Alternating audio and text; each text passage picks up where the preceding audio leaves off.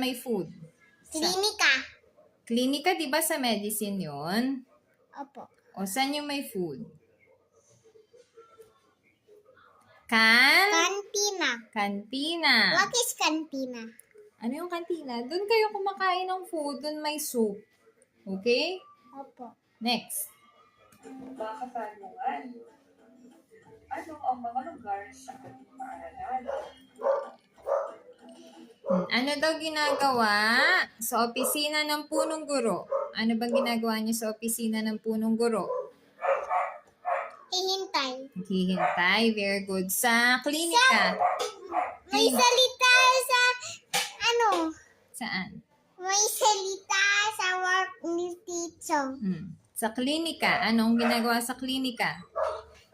Kumakain. Klinika. Anong ginagawa sa klinika? Nagpapaayos. Nagpapaayos ng ano? Ng pati. Ng body pag ikaw ay Saktan. nasaktan. Very good. Ano yung kantina? Yung kantina ay kumakain. Kumakain. Ano yung silid aklatan? Yung yung kinananay. Hindi, anong meron sa silid aklatan?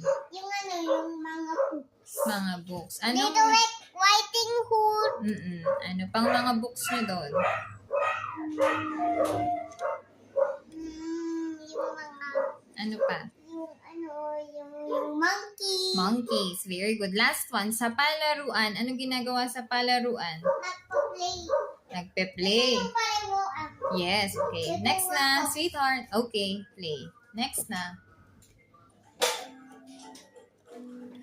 Ano ang ginagawa natin dito? Sit na, sweetheart. Sit.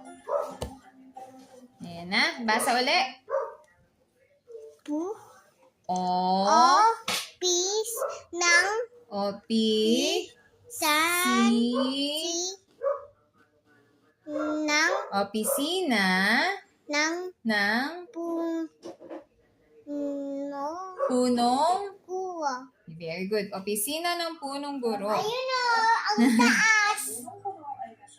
Hindi ko maabot. Sweetheart, listen na. Naman, ang ginagawa natin ang paaralan. Ang punong-puno ang gumagabay sa mga puno sa kanilang mga gawain. Yung opisina daw ng punong guro, siya yung pinaka mataas na teacher. Pag may problema si Teacher Edlin o yung ibang mga teachers, pumupunta sila sa opisina ng Punang kuwa. para siya yung tumulong